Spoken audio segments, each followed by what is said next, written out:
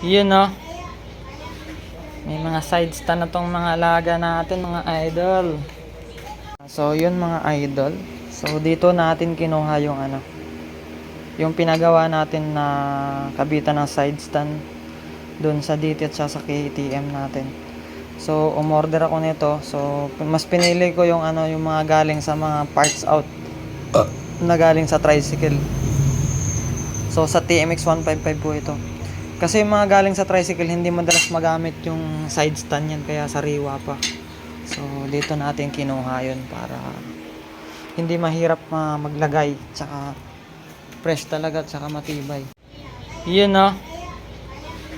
May mga side stand na tong mga alaga natin, mga idol. Yan, ganda ng pagkagawa ng tropa natin. Ayan. Ayun na. Siyempre, ganun din yung DT natin. Ayan o. Production style mga boss.